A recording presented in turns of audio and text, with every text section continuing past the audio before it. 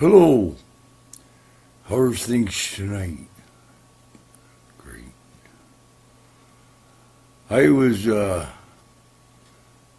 fishing for a while, and I took a nap, and it was a good nap. I had a vision. I was in a place of mighty fine beings, of places, of things. It was great. I caught a mighty bass the other day. Mighty big bass. He was awesome. It was a great thing. I outfished WingBone.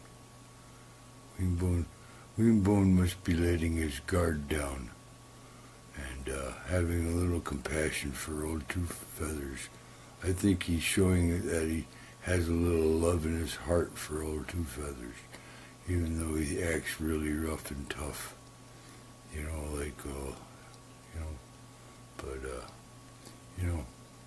which is good. It's a good thing. Makes my heart fond. Because, I love old WingBone too, so. And my daughter, my youngest daughter, I named her One Who Smiles.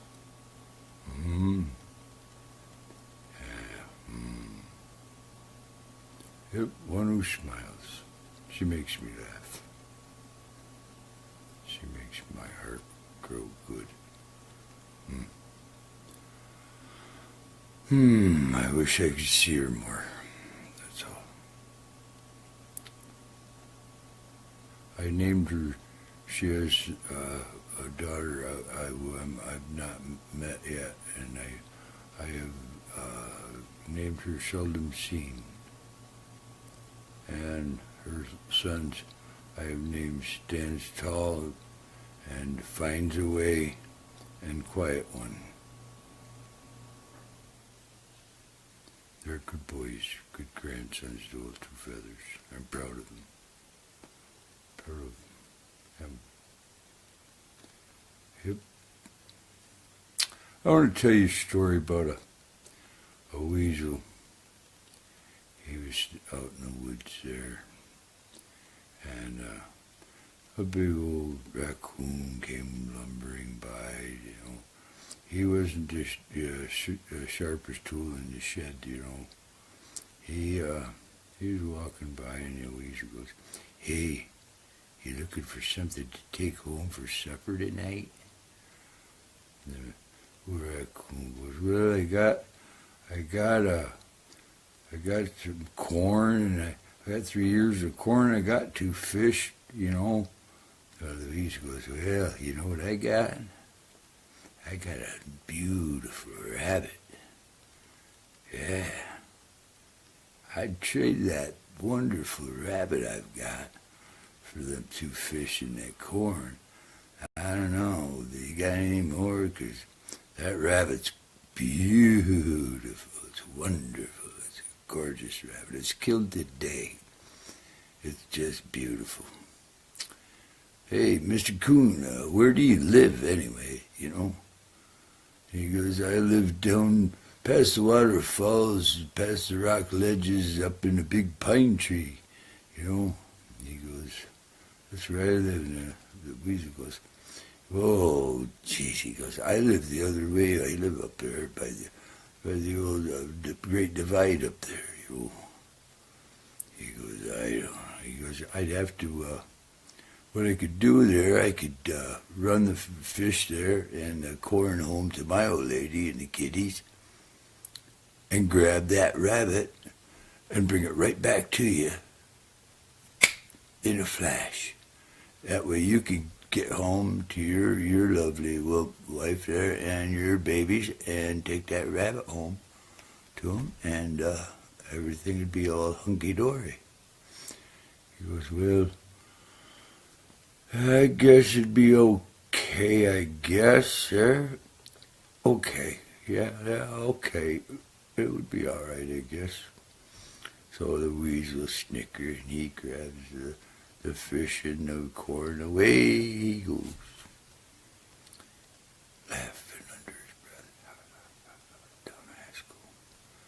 So anyway, Mr. Raccoon sat there for a half an hour. Well, I wonder where he is. Then it was an hour and a half.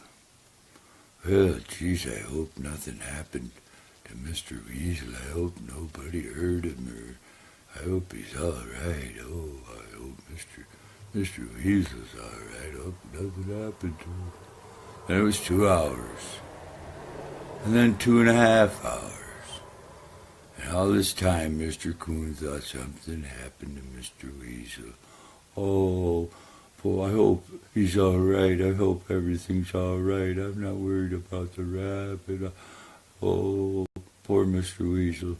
So off he went home without any food to take home to his wife and kitties. When he got home, the old lady went up one side of him and down the other. He goes, oh, but he told her the story what had happened, and she goes, you dumbass raccoon, don't you know that weasel tricked you out of your food that you're supposed to bring home here for me and the kids, your children, you dumbass raccoon? Don't you know that weasel tricked you? And he goes,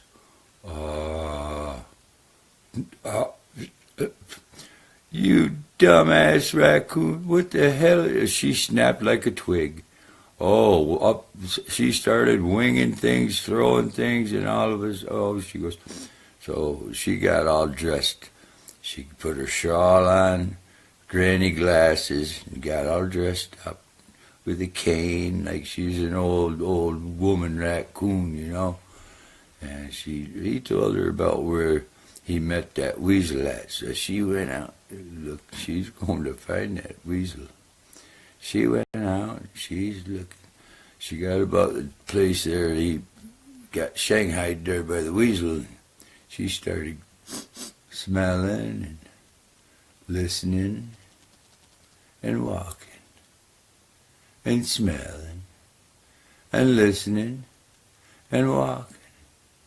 And all of a sudden, something smelled fishy. No, something really smelled fishy. So she walked toward this fishy smell. And the closer she got, she started hearing voices. Oh, didn't sound like no woman weasel or nothing. Oh, the closer she got, it was an old possum. And the weasel sitting there laughing. And she could hear him talking about how he tricked that old dumbass coon out of his food. Isn't this shit good? This is kick-ass. We're eating this fish and this corn is just kick-ass. That dumbass coon, he was dumber than a box of chocolate. He's stupid ass. Well, Mrs. Coon got up there and she's, hi, boys, how you doing? You wouldn't have anything for an old lady, would you, that weasel? The old lady Coon, get the hell out of here. We wouldn't give you anything if you... we tricked an old coon out of this food, and we're not giving you any. She goes, you did what? We tricked an old coon. He was a dumbass anyway. Out of this food, we wouldn't give you any anyway. They're laughing. You old lady. Go on and get. Well, all of a sudden, you'd have thought a tornado hit the woods. Her shawl came up, and you thought she was a ninja raccoon. She whomped their asses big time. She handed it right to 'em, boy. I'll tell you what, there ain't nothing like a scorned mama raccoon, boy, when you goddamn, didn't bring home the food for the mom and the babes. Woo, woo. Well, needless to say, old mom drug home a weasel and a possum for supper that night. Let me tell you. Woo, woo. Opened a can of old whoop-ass. Old Pa won't be falling for that stupid shit no more. Ha ha. Damn straight on that. Pepper. You know, women are quite the backbone to any man. Let me tell you right now, they are. Without him, it would be shit. Tell you right now. Remember one tough cookie. Whew, man. Goddamn vision on that one. Ooh, holy moly. Well, anyway.